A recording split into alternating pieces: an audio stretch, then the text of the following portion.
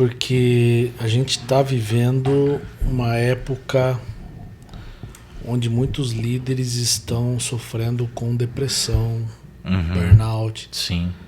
Você até mencionou de irmãos que abandonaram o ministério com poucos anos porque se frustraram ou deixaram de romper ou perderam a sua fé, perderam a perspectiva, se perderam no sentido de entender quem ele é em Cristo ou seu papel dentro do corpo de Cristo. Ou seja, a gente pode falar de diversas razões que têm levado líderes a estarem estafados. Isso no ministério pastoral. Num ambiente corporativo também. Nunca se falou tanto sobre saúde emocional no ambiente corporativo. Eu estava recentemente lá na empresa e a gente teve uma reunião, uma apresentação lá de um programa de apoio ao funcionário, de psicólogos. Para ajudar funcionários que estão em depressão, estão encontrando burnout, sofrendo. Então, assim, eu tenho aí 23 anos trabalhando no mercado de trabalho e eu nunca vi se falar tanto sobre saúde emocional como da pandemia para cá. Né? Aí eu pergunto, manter espiritualmente e emocionalmente saudável nos dias atuais, principalmente em situações de liderança, se tornou um grande desafio. Que práticas têm ajudado você a preservar a sua saúde espiritual e mental no ministério? A gente até mencionou um pouquinho, né? O permanecer, né? Se eu não tiver essa mentalidade de primeiro eu vou buscar na fonte, esquece. Então eu vou falar como é a minha rotina aqui, normal. Então eu acordo, beleza, vou tomar meu café e aí eu vou caminhar ouvindo a Bíblia. Então eu faço isso. Então eu estou recebendo antes de fazer qualquer coisa. Então eu faço isso pelas manhãs, né? Então eu acordo, eu gosto muito de ouvir a Bíblia. Eu gosto muito de ouvir. Então na YouVersion lá, você aperta o play lá, né? Então eu vou caminhando, vou ouvindo a Bíblia e tal. Então, diariamente. Então eu costumo fazer o plano cronológico. Então eu vou ler lá Gênesis, Mateus e tal, Reis. Então eu vou lendo várias passagens. Isso é muito bom, inclusive, né? Então, cara, e oração. Então não tem como, cara, as disciplinas espirituais, porque Daniel, o que você falou é o que eu tenho visto também como capelão empresarial.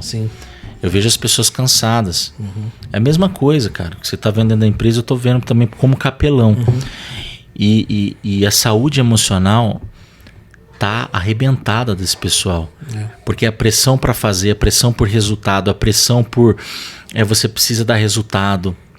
E essa geração, ela não aguenta, né? Como vai falar o Charles Taylor, Philip Riffs e tal, Byung-Chul Han, é a geração do selfie. Ela tá autocentrada nela mesma, né? Quer dizer, até uma redundância, mas tudo gira em torno da pessoa. Então, quer dizer, se o meu chefe não me agrada, eu descarto. Se a minha esposa não me agrada, eu descarto ela. Se o meu trabalho não me agrada, eu descarto. Então, tudo gira para agradar a pessoa. Então, ela não consegue lidar com a frustração. Então, elas estão adoecendo, que aí soma as redes sociais, a comparação no Instagram, o fulano deu certo, eu não dei. O ministério do outro deu certo, o meu não deu. Então, tudo isso é o sentimentalismo que está em voga o tempo inteiro. E o Byung-Chul Han vai falar exatamente disso, né? Que houve uma transição. A gente não fica mais doente de modo físico como era há décadas atrás. Agora o problema é neuronal. E isso está atingindo os pastores também. Quantos pastores não estão suicidando aí que a gente está vendo? Porque o problema não é o físico, o problema é o neuronal. E aí o Byung-Chul Han, cara, esse cara é maravilhoso, a sociedade do cansaço, né?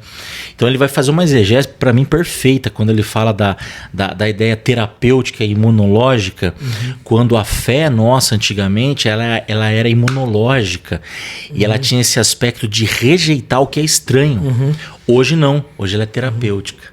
Hoje eu não falo não para tudo. Hoje eu tô abraçando, vamos abraçar com amor, mas eu não tô falando a verdade, cara.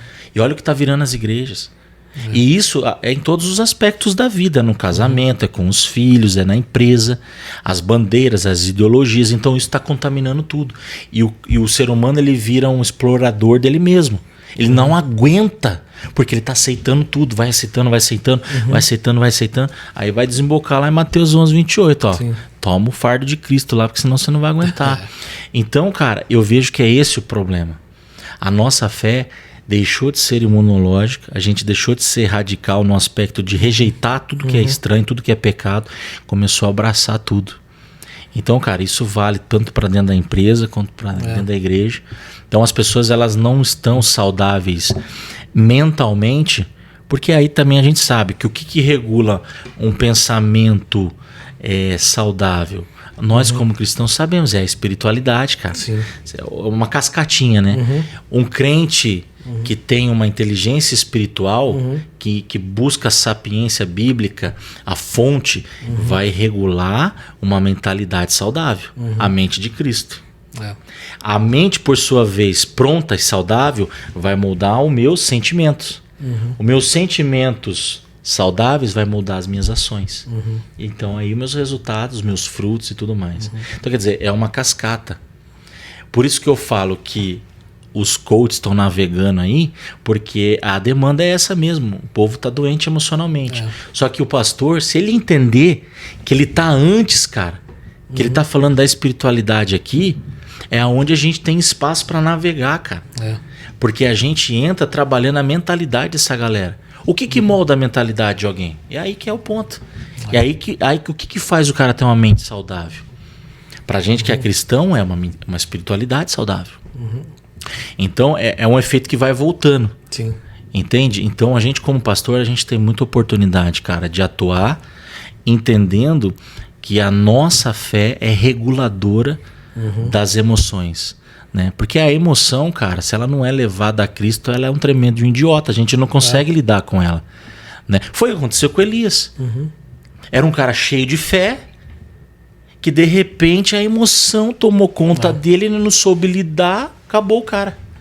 Ele deixou de olhar para Deus, começou a dar voz pro sentimento dele. Medo, isolamento, angústia. Me mata, Senhor, não aguento. Quer dizer, o cara desafiou todos os profetas de Baal, né? Coragem que o cara teve, matou todos os profetas lá. E de repente, nada faz mais sentido, cara. E isso foi no ápice do ministério dele, não, né? Não é? Para pra pensar. Aí eu te pergunto, tem aquele meme lá, primeiro você começa, depois você melhora. Depois você vai arrumando. Aí eu pergunto, na perspectiva de Elias, como é que é isso? Nossa, então... Não, então, é o que eu te falo, cara. Quando a gente vai olhando as histórias bíblicas, é a nossa história ali. Né? Então, a gente tem que aprender, né, com os personagens bíblicos, com as histórias, porque elas estão ali para nos pastorear mesmo. Né? O que eu tô falando é porque assim, a gente vive num ambiente que a imagem ela tá nos enganando. Total. Aliás, agora com inteligência artificial você nem piorou, sabe... Né? Se o cara falou o que falou, porque a voz e a imagem é do cara. Então, assim, olha só. Mas quando você olha assim, usando esse meme de exemplo, que primeiro você começa, e muitos pastores postam a foto lá do começo do ministério, daquela igrejinha pequenininha, que é bonito de ver, né? E de repente ele tá num templo bonito, igreja grande. E muitos por trás disso... Tá um Elias estafado. Sim. Entendeu? Sim. Concordo com você. Ou tá até longe de Deus já faz tempo. Exatamente. Né? Porque a rede social ela se tornou um ambiente de comparação, né? Então, assim, o ministério do fulano... Vaidade, né?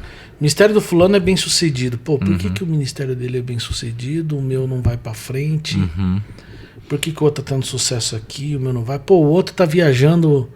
para não sei aonde, eu não consigo viajar. Então assim, virou um ambiente de comparação que isso tá deixando as pessoas assim, numa instabilidade maluca.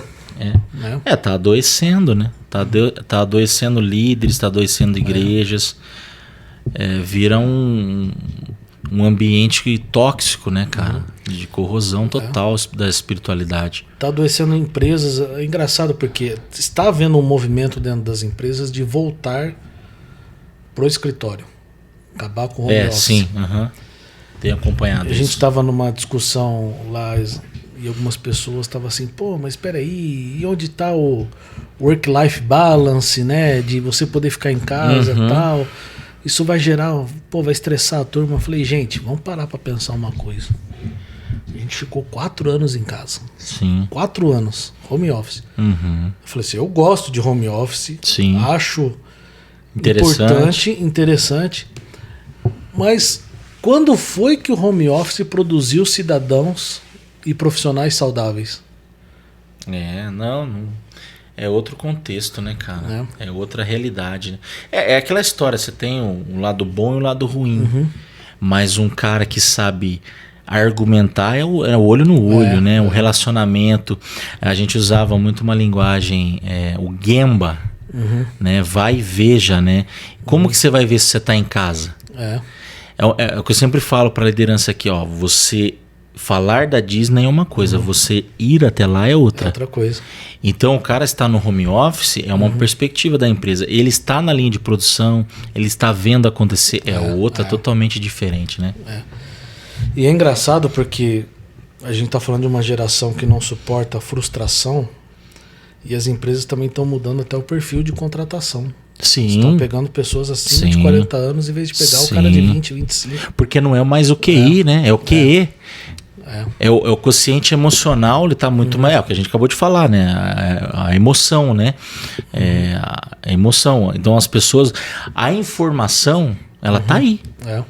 Nunca se. A gente está na era da informação, mas o problema é que não se contrata mais só porque o cara é técnico. Né? Tudo bem, tem que ser técnico, mas contrata também pelo quociente emocional. Ele aguenta a pressão? Qual que é a personalidade do cara?